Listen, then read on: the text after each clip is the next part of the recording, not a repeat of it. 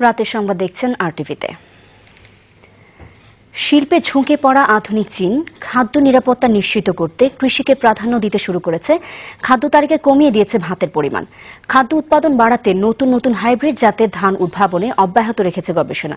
মেহেদী হাসানের ক্যামেরায় রফিকুল ইসলাম সবুজের রিপোর্ট। 122 কোটি হেক্টর কৃষি জমির মধ্যে চীন ধান উৎপাদন করছে প্রায় 29 কোটি হেক্টর জমিতে।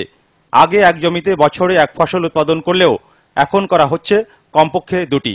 সাম্প্রতিক সময়ে শিল্পের দিকে ঝুঁকে পড়া চীন এখন বেশি মনোযোগী হয়ে পড়েছে কৃষি খাতের দিকে। বীজ রোপণের পর 105 থেকে 120 দিনে ফলন হবে এমন একাধিক প্রজাতির হাইব্রিড ধান উদ্ভাবন করেছে তারা। চীনের সার্বিক খাদ্য নিরাপত্তা নিশ্চিত করতে সরকার নানামুখী পদক্ষেপ নিয়েছে। কৃষিতে বিনিয়োগ বাড়ানোর পাশাপাশি কৃষকদের সহজ শর্তে ঋণও দেওয়া হচ্ছে। দুর্যোগপূর্ণ আবহাওয়ায় যাতে ফসল নষ্ট না হয় এমন ধান উদ্ভাবনের জন্য আমরা গবেষণা করছি। এটা করতে পারলে বিশ্ব খাদ্য নিরাপত্তায় চীন বড় ভূমিকা পালন করবে।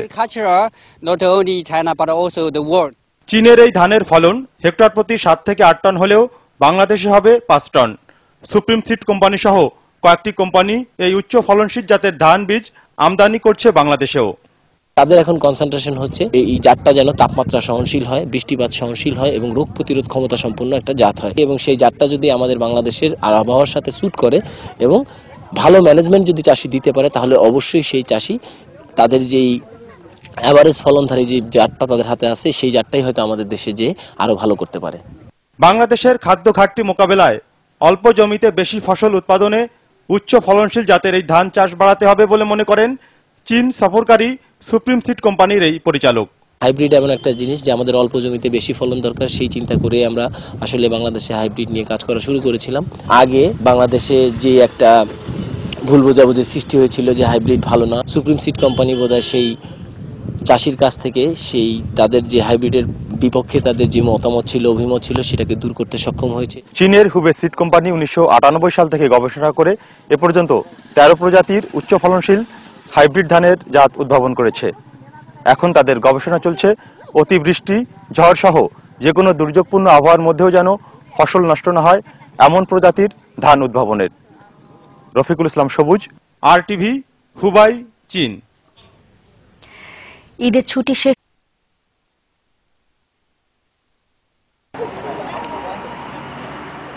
জুজেইয়ান চীনের একটি গ্রাম। এখানে রয়েছে হাসপাতাল ও কমিউনিটি সেন্টার। কৃষকরা যাতে অবসর সময়ে পড়াশোনা করার সুযোগ পান সেজন্য আছে একটি লাইব্রেরিও। হাসপাতালে কৃষকদের স্বাস্থ্যসেবায় 80% খরচ দেয় সরকার। একই মডেলের দোতলা এই বাড়িগুলো কৃষকদের জন্য সরকারিভাবে নির্মিত। প্রত্যেক বাড়িতে রয়েছে বায়োগ্যাস এবং সৌর বিদ্যুতের ব্যবস্থা। চীনের অধিকাংশ গ্রামের চিত্রই ঠিক এরকম। চীনারা এসব গ্রামের নাম দিয়েছে সোশ্যাল ভিলেজ।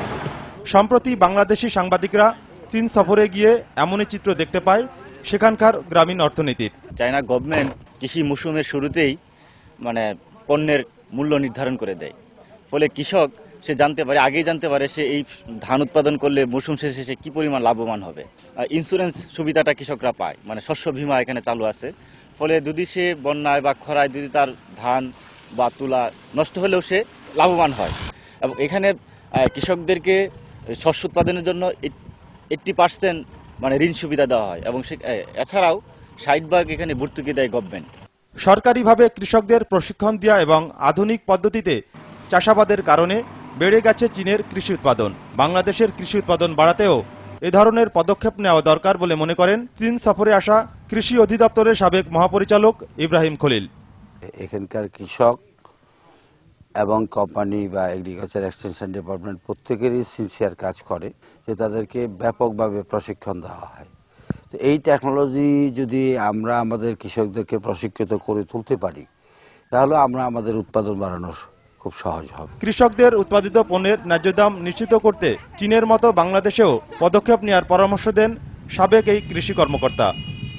রফিকুল ইসলাম সবুজ, আরটিভি, হুবাই, চীন।